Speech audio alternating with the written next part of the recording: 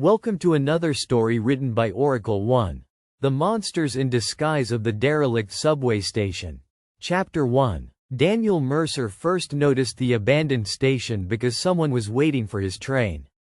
He was returning home shortly after midnight, sitting alone near the rear of a nearly empty carriage while rainwater trembled across the windows. The underground line between Bell Street and Harrogate took 6 minutes and passed through nothing except tunnel. Daniel knew that because he had traveled it twice a day for almost 7 years. There was no station between them. Yet one appeared outside his window. A platform emerged from the darkness, illuminated by weak yellow lamps. White tiles covered the walls, stained brown by decades of damp. Rusted advertisements hung behind cracked glass. Wooden benches sat beneath an iron clock frozen at 2:17. Daniel lowered his phone. A woman stood beneath the clock. She wore a red coat. As the train passed, she turned her head and followed Daniel with her eyes. Then the platform vanished. Daniel twisted around to look through the rear window. Only darkness remained. Across the aisle, an elderly man slept with his arms folded over his chest. 2 teenagers occupied the opposite end of the carriage. Neither had reacted. Daniel checked the transit map above the doors. Bell Street, Harrogate, nothing between. He told himself it had been a maintenance platform. The woman could have been an employee. Then the brakes engaged. The train lurched violently. Daniel caught the seat in front of him as metal screamed beneath the carriage. The teenagers swore. The elderly man woke with a gasp. The train stopped. Outside Daniel's window was the same platform. Morrow Street. The name had been set into the tiles in black lettering. The woman in red remained beneath the clock. The elderly passenger stared through the window. His face lost its color. No. Daniel looked at him. You know this place? The man didn't answer immediately. There shouldn't be a station here. That's what I thought. There isn't. One of the teenagers laughed. We're literally looking at it.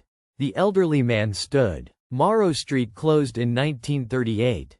The carriage lights flickered. Daniel glanced toward the platform. The woman was no longer beneath the clock. She stood directly outside their carriage. Nobody had seen her move. Her skin looked almost gray beneath the station lights. Dark hair framed a narrow face. She smiled pleasantly through the glass. The intercom crackled. Passengers are advised to leave the train. The driver's voice sounded distorted. Please proceed onto the platform. The elderly man whispered, Don't. The doors opened. Cold air entered carrying the smell of wet concrete and rust. The woman stepped aside. Nobody moved. A connecting door opened at the front of the carriage. A transit employee entered. He wore a navy uniform beneath a fluorescent vest. Middle-aged, heavy-set, completely ordinary. Everyone off, please. Electrical fault. The teenagers stood. The old man blocked the aisle. Where's the driver? Front cab. Why are we evacuating onto a closed station? The employee smiled. Platform's safer. What depot are you based at? The smile remained unchanged. Sir, everybody needs to leave the train. Which depot? The employee stared at him. Several seconds passed. Then he repeated, with exactly the same intonation, Platform's safer. Daniel noticed the man's eyes. He hadn't blinked once. The first teenager squeezed around the elderly passenger. I'm not staying here all night.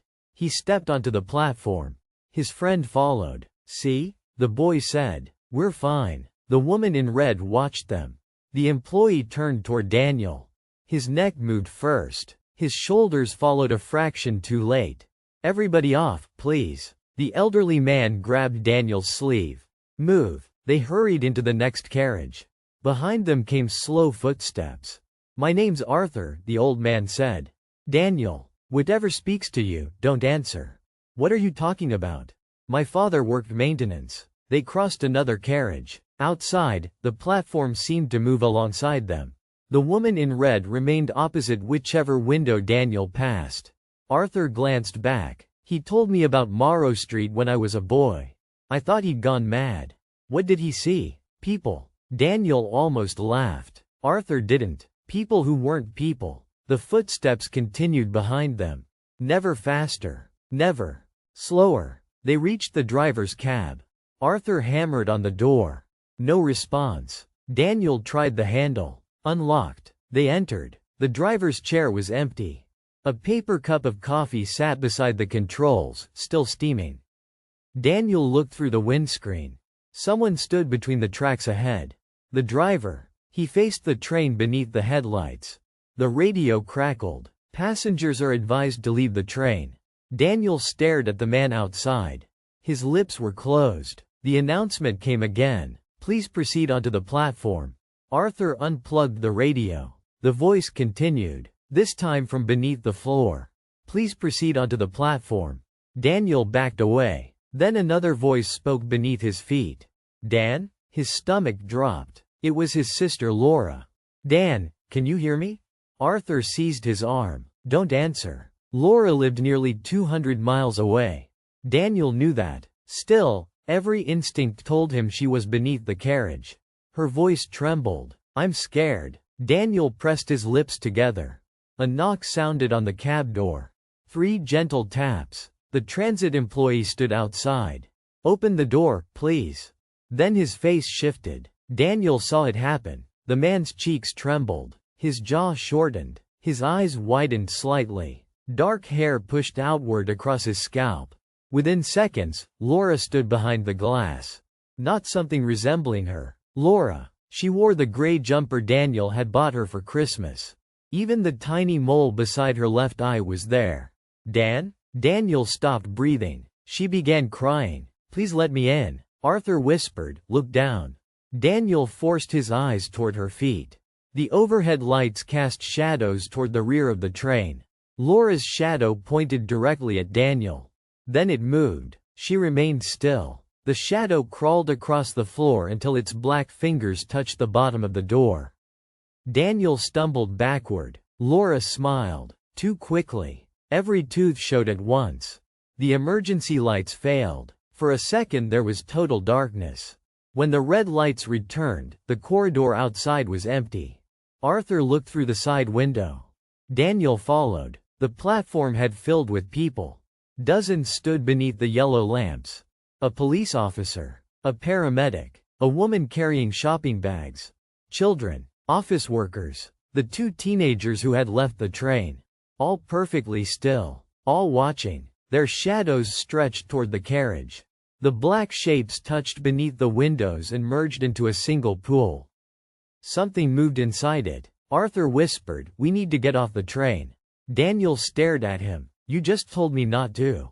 Not onto the platform. He pointed through the front windscreen. The tunnel. Daniel pulled the emergency release. The escape door opened with a metallic snap. Cold air rushed inside. They climbed down between the rails. Behind them, the people on the platform smiled simultaneously. None followed. Daniel felt relief for less than 3 seconds. Something wet struck his cheek. He touched it. A clear strand clung to his fingers. Arthur looked upward. His expression collapsed. Daniel slowly raised his flashlight. The tunnel ceiling was covered with bodies. Dozens of pale creatures clung to the concrete above them. Their limbs were too long, folded into impossible angles. Fingers sank into cracks between the bricks. Translucent skin stretched over shapes that did not appear to contain bones. Their faces were worse. Some had none. Others were incomplete. An eye without a matching eye. A mouth positioned too high. Half a nose. Features seemed to drift beneath their skin as though searching for the correct arrangement. One creature directly above Daniel had almost finished. It wore his face. Run, Arthur whispered. They ran into the tunnel. For several moments nothing pursued them. Then came the sound of bodies dropping onto the tracks. Daniel didn't look back. His flashlight bounced across wet rails and old cables. Emergency markers appeared along the wall. Morrow Street 220 m. Morrow Street 160 m. Behind them came footsteps. Human footsteps now. Arthur glanced back. Faster. They passed another sign. Morrow Street 310 m. Daniel stopped. That's impossible. The station was getting farther away. A woman's voice called from behind them. Arthur? Arthur froze. An elderly woman stood in the tunnel. Blue night dress. Bare feet. White hair. Arthur made a broken sound. Margaret. Daniel grabbed him. Who is she? My wife. The woman stepped closer. I've been waiting. Arthur's eyes filled with tears. She died 12 years ago. Margaret smiled gently. Her expression was natural. Her shadow fell in the correct direction. Daniel almost released Arthur. Then Margaret said, "You left the bathroom light on again."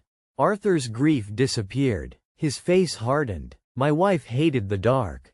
Margaret's smile remained. Arthur whispered, "She never slept without the bathroom light." The creature's expression twitched. For an instant, irritation crossed its face. Not human irritation. Something colder. It had made a mistake. Daniel raised the flashlight. Margaret dropped onto all fours. Her jaw split downward. They ran. A green emergency lamp appeared ahead. A maintenance door stood open. Daniel and Arthur threw themselves through it and slammed the door. Something struck the other side hard enough to bend the metal. Once, twice, then silence. A tiled staircase descended beyond the maintenance room. Above it hung an old sign. Morrow Street Station. No, Daniel whispered. Arthur stared at the steps. We never left. They descended because there was nowhere else to go. The staircase opened into a vast ticket hall. Dust-covered rusted turnstiles. War-era posters peeled from tiled walls. Hundreds of abandoned suitcases lay across the floor. Some looked 80 years old. Others did not. Daniel saw a modern backpack. A police jacket. One teenager's headphones. A smartphone still glowing beside an overturned suitcase. A noise came from the ticket booth. Someone was sitting behind the cracked glass. An emaciated old man wearing a decaying station uniform. He raised one finger to his lips. Daniel approached. Are you human? The old man gave a tired smile. I think so. Arthur stepped closer. How do we get out? The man pointed toward a staircase marked Street. Never with someone you meet down here.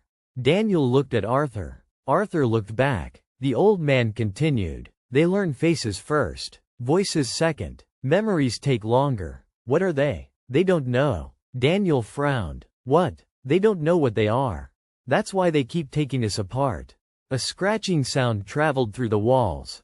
The old man's eyes shifted toward it. They copy what makes us trust each other. Every train gives them more practice. Daniel glanced at the abandoned luggage. How long has this been happening? Long enough that some of them don't make mistakes anymore. The station lights switched on. One, then another, then hundreds. Figures appeared throughout the ticket hall. Passengers stood between the suitcases. Every disguise Daniel had already seen. And many more. The old man whispered, "Don't stare at them." A second old man rose behind him inside the booth. Identical. Then a third. Daniel stepped back. The original began trembling. One copy spoke. "Please help me." Another grabbed the first. "That's not me." All three sounded terrified. Arthur whispered, "Daniel." Daniel turned. Arthur stood beside him. Another Arthur stood near the turnstiles. Both stared at each other. "No," Daniel said. The Arthur beside him backed away. "You know me." The other shook his head frantically. "It got into the room before us."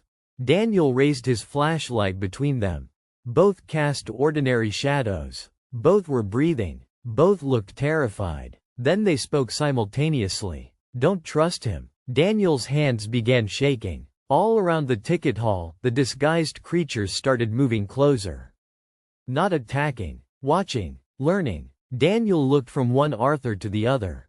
The one beside him whispered, "Ask me something only I would know." The second Arthur immediately said, "That's exactly what it wants." Daniel realized the trap. Anything he asked would teach them more. The station clock clicked. For the first time since he had arrived, the minute hand moved.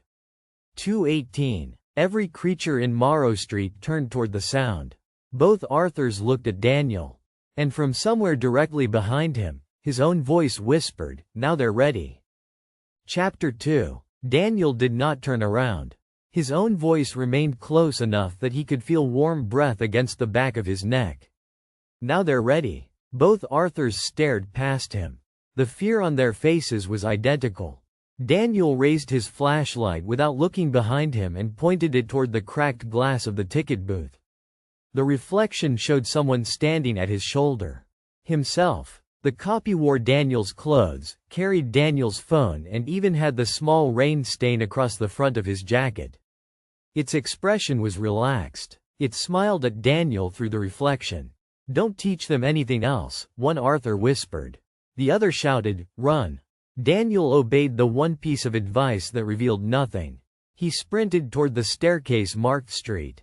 Both Arthurs followed. So did everything else. Hundreds of footsteps erupted across the ticket hall. Daniel reached the stairs and climbed. Behind him, one Arthur screamed. The other shouted Daniel's name. He refused to look. The staircase curved sharply upward. 30 steps. 40. 50. Then it ended at another platform. Daniel stopped. Morrow Street stretched before him. Again. But this was not the platform where his train had stopped. The tiles were cleaner. Advertisements remained intact. Electric lamps shone brightly overhead. A train waited beside the platform. Its design was decades old. Passengers sat inside. Daniel approached the nearest window. Every passenger was motionless. A businessman held a newspaper. A woman cradled a sleeping infant.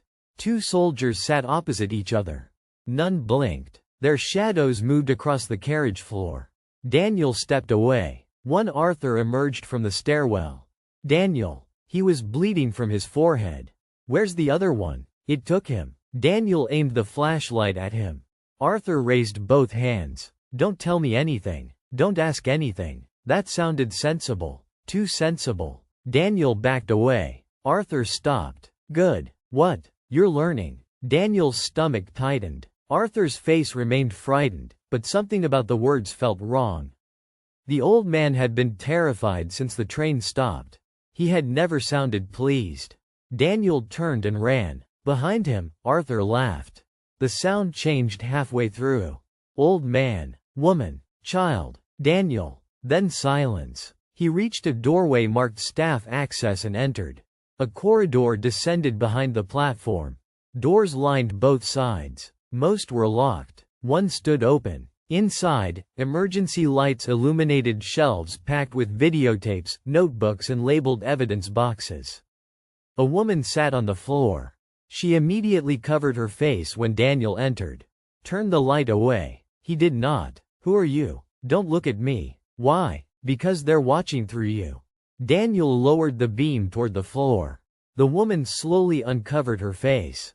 She appeared around 60. Gray hair. Hollow cheeks. A faded identification badge hung from her coat.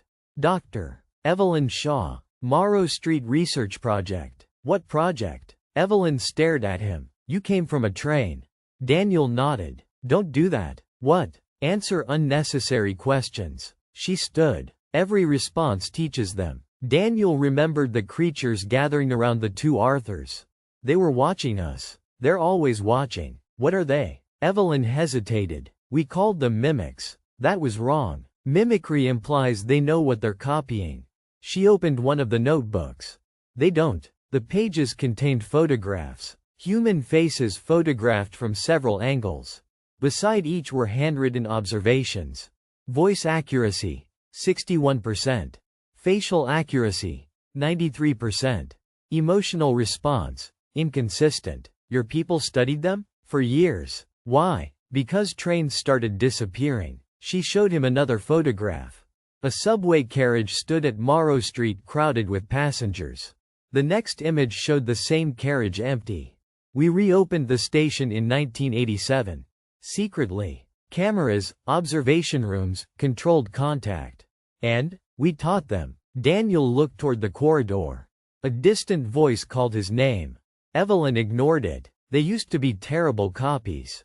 Wrong eyes. Backward joints. Voices without emotion. Then we recorded them. Her expression became bitter. We gave them thousands of hours of human behavior to study.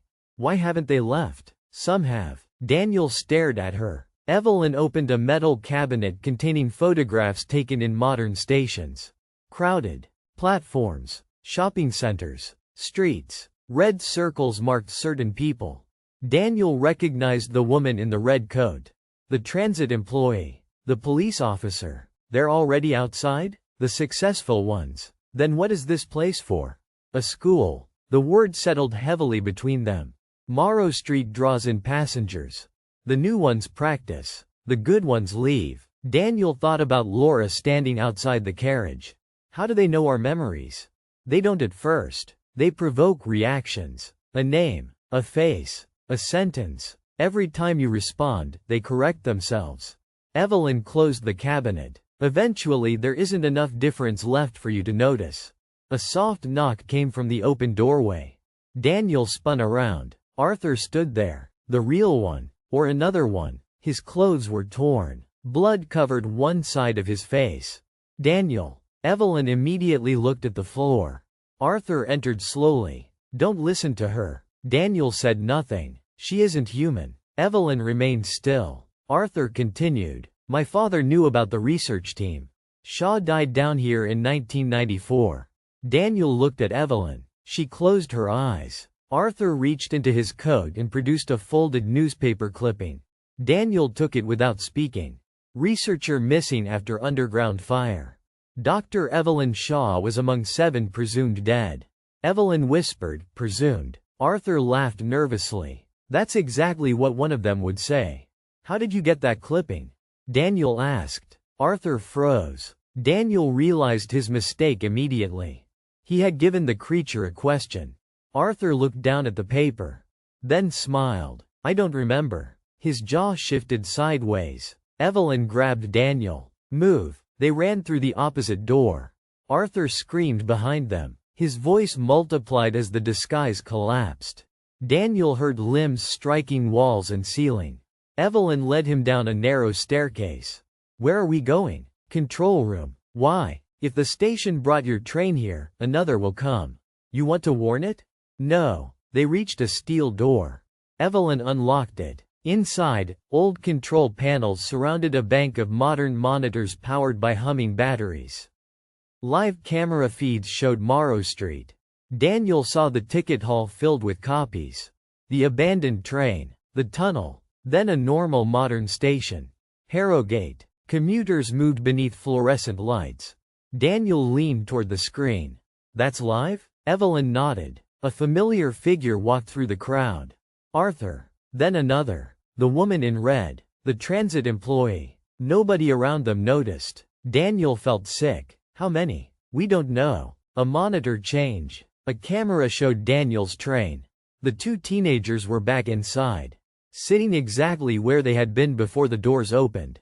Daniel looked closer. Both were smiling. Can we stop another train coming? Maybe. Evelyn reached for the controls. There's an old emergency signal. If we can restore it, Morrow Street becomes visible to the network. Then people can find us. No. She looked at him. They can seal the tunnel. Daniel understood what she wasn't saying. With them inside. Before he could answer, another monitor flickered. Black and white footage appeared. A timestamp read, the 17th of May 1991. Researchers stood on the platform. A younger Evelyn was among them.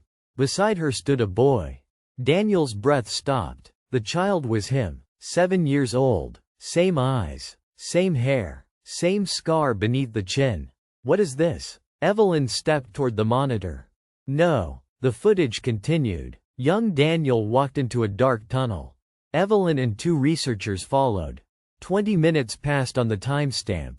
Then the boy returned. Alone. He walked onto the platform and hugged Evelyn. The woman standing beside Daniel began trembling. What happened? She did not answer. Evelyn, we lost you. Daniel stared at her. I've never been here. The boy's name was Daniel Mercer. Cold spread through him. No. His parents volunteered for the study. Your father worked for the transit authority. My father was an accountant. After 1991, the footage showed young Daniel looking directly into the camera. He smiled. Too widely. Evelyn whispered, we thought you came back. Daniel backed away. Stop. For 3 days, we believed you. Stop. Then you started asking why people cried. The monitors changed together. Daniel saw his childhood, school corridors, birthday parties, his first apartment, his mother dying in hospital, Laura's wedding, years of ordinary life, always filmed from impossible angles. Evelyn was crying. "We let you leave." Daniel looked at his hands. "I bleed. I know. I get sick. I know. I remember my mother. I know. Then I'm human." Evelyn's answer took too long. Daniel stepped away from her. The lights dimmed. Something knocked from inside the wall. 3 gentle taps. Then Daniel's voice spoke through the control room speakers. "They made one mistake with you." Daniel stared at the nearest speaker. "What mistake?" Evelyn whispered, "Don't answer." "Too late." The voice chuckled. "They let you believe." Every monitor displayed Daniel's face. Different ages, different expressions, all watching him. The voice continued. "The others imitate humans." The control room door began bending inward. "You became one." Daniel looked down. Evelyn's shadow stretched across the floor beneath the emergency light. His did not. The steel door burst open. Dozens of figures waited outside. None attacked. They lowered their heads instead. The woman in red stepped forward. Her smile vanished. For the first time, she looked afraid. Evelyn backed toward the controls. "No." Daniel heard movement throughout the station. Thousands of feet becoming still. Every disguised creature in Morrow Street turned toward the control room. Not toward Evelyn. Toward him. Then, from every tunnel, speaker and darkened doorway, they spoke with one voice. "Show us how to be human." Chapter 3. Show us how to be human. The words faded through Morrow Street. Daniel stood motionless beneath the red emergency light. The creatures filling the corridor did the same. Hundreds of borrowed faces watched him without blinking. Some were flawless. Others had small defects that suddenly seemed obvious. An ear too low, fingers held too straight, smiles maintained several seconds too long. Evelyn reached slowly toward the control panel. The woman in red noticed. Her head turned. Every other creature copied the movement. "Don't," Daniel said. Evelyn stopped. The creatures repeated him. "Don't." Thousands of voices carried the word through the station. Daniel understood what Evelyn had meant. They weren't hunting him anymore. They were studying him. Because he was different. He had spent 35 years believing himself human. He had learned without knowing he was learning. Hunger, embarrassment, affection, grief. He had loved his family without practicing how love should look. Whatever had walked out of Morrow Street in 1991 had stopped imitating Daniel Mercer. It had become him. Evelyn whispered, "The emergency signal." Daniel looked at the controls. A guarded switch sat beneath faded lettering. "Network isolation. If we activate it, the line detects an occupied abandoned section. Power is cut automatically. And then? Maintenance teams find Morrow Street." The woman in red smiled. Evelyn shook her head. "No, that's what they want." Daniel understood. More people. More faces. A way out. "Can we destroy the connection?" Evelyn looked toward another panel. "Overload the old relays." "Maybe. Maybe? We never tested it." The creatures whispered the word. "Maybe." Daniel stepped toward the controls. They moved with him. Every body in the corridor took one synchronized step. He stopped. They stopped. A terrible idea formed. They follow successful behavior. Evelyn stared at him. "Yes. So let them." Daniel smiled. Every creature smiled. He walked toward the door. "Daniel, what are you doing?" "Being human." The woman in red stepped aside for him. Daniel entered the corridor. The crowd opened. He walked through hundreds of monsters wearing human skin. They studied everything. His pace. His breathing. Where he looked. How his hands moved. Daniel deliberately rubbed his thumb against his index finger. Around him, hundreds copied the gesture. He cleared his throat. The station answered with a chorus of coughs. He accelerated. They matched him. Daniel turned left. The entire crowd followed. He remembered the electrical room from earlier. If Evelyn was right, the station's old infrastructure could still be overloaded. He just needed the creatures to imitate the wrong thing. The corridor opened onto the platform. The ancient train remained waiting. Its doors stood open. Daniel stepped aboard. The creatures followed. Hundreds squeezed into the carriages. More poured through every door. The woman in red remained closest. She watched Daniel with unsettling concentration. "Where are we going?" she asked. The voice was almost natural now. Daniel looked at her. "Home." She smiled. "Home." The others repeated it. Daniel moved through the carriage toward the driver's cab. He opened the electrical compartment beside the controls. Old breakers and ceramic fuses filled the cabinet. He remembered enough from years of watching technicians at work to recognize the main traction relay. He grabbed it. The woman in red grabbed an imaginary object. Every creature copied him. Daniel pulled. The relay resisted. He pulled harder. It tore free. Sparks erupted. The carriage lights flashed. Across the train, creatures jerked violently. Some grabbed fixtures. Others pulled emergency handles. A few tore panels from the walls. They were no longer copying precisely. They were generalizing, destroying, learning destruction from him. Daniel ripped another cable free. The woman in red tore wiring from the ceiling. Others followed. Electrical explosions traveled down the train. Lights burst. Smoke filled the carriage. Morrow Street trembled. Daniel. Evelyn stood on the platform. "Get out." The tiled walls cracked. The creatures stopped smiling. For the first time, Daniel saw something genuine in their expressions. Fear. Not copied fear. Their own. The woman in red looked around. "What happens?" Daniel pushed past her. "You die." She stared. Then every creature screamed. The sound was unbearable. Thousands of stolen voices collapsed. Together as disguises failed. Bodies unfolded. Human proportions stretched into pale limbs. Faces softened and slid away. Clothing sank into translucent flesh. Daniel ran. Evelyn grabbed him as he reached the platform. They sprinted toward the tunnel. Behind them, the train erupted in white light. The blast threw Daniel onto the tracks. His hearing vanished beneath a high ringing tone. He felt Evelyn pulling him. They staggered into the tunnel as Morrow Street collapsed behind them. Tiles shattered. Steel beams twisted. The platform lights went dark one after another. Something screamed beneath the station. Not one of the creatures. Something deeper. Older. The tunnel shook. Daniel and Evelyn ran until ordinary emergency lamps appeared ahead. Modern ones. A sign read, "Harrogate 400m. The distance decreased with every marker. Daniel laughed. For the first time, the tunnel behaved normally. They reached a maintenance ladder. Above it was a steel hatch. Daniel climbed. The hatch opened onto a service corridor. Fluorescent lights. Clean concrete. Electrical cabinets carrying current inspection stickers. Real. Evelyn emerged behind him. Daniel found an emergency door and pushed through. They entered Harrogate Station. Morning commuters filled the platform. Daniel stopped. People complained about delays. Someone drank coffee. A child tugged at his mother's sleeve. Ordinary life. A station announcement reported signaling problems. Evelyn stared at the crowd as though she had forgotten such places existed. "We made it." Daniel looked at her. "How long were you down there?" She smiled faintly. "I stopped asking." Police arrived after Daniel triggered an emergency alarm. His explanation sounded insane even while he gave it. An abandoned station. Missing passengers. Things wearing faces. Authorities found no entrance to Morrow Street.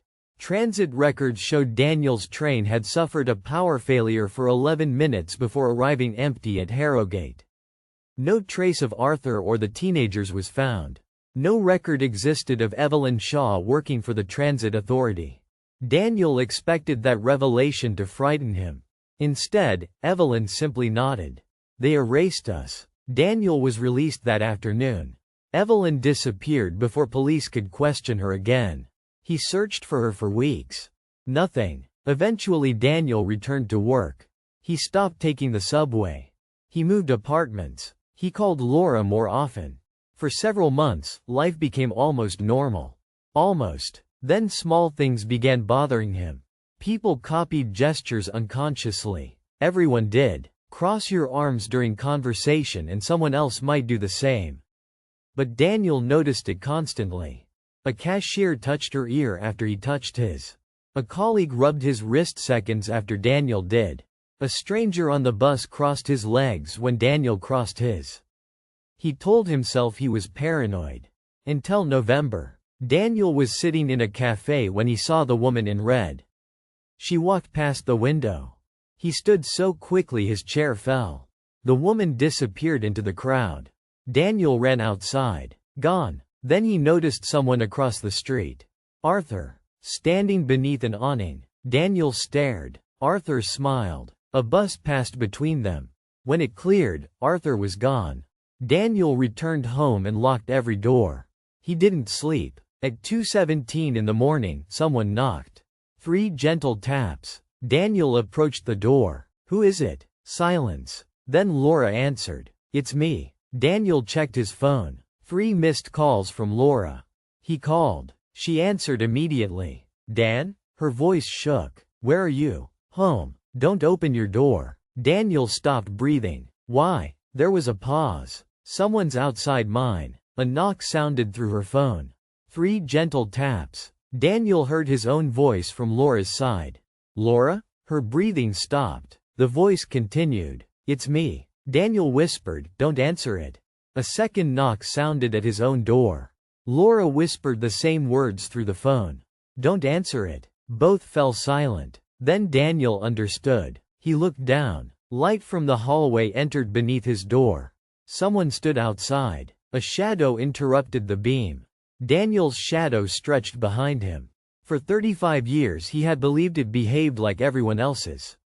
Now it slowly raised one hand. Daniel had not moved. He stared at it. The shadow waved. Memory returned. Not childhood. Before childhood. Cold tiles. Yellow lamps. Evelyn screaming as a little boy. Disappeared into a tunnel. Something finding him in darkness. Something learning his name. Something dividing. Daniel had not walked out of Morrow Street alone. One creature had become Daniel. Another had hidden where nobody thought to look. Attached to his feet. Following him into daylight. Learning everything he learned. For 35 years. Daniel looked toward the door. The thing outside whispered, show us how to be human. His shadow answered, not with words. It detached itself from his feet and slipped beneath the door. The hallway light went out. Laura screamed through the phone. Then her scream became laughter. Daniel heard hundreds of voices outside his apartment. Neighbors, children, friends, strangers, all speaking quietly to one another. Practicing. Daniel backed away from the door. Across the city, streetlights began going dark. 1 block at a time. For more stories, like and subscribe.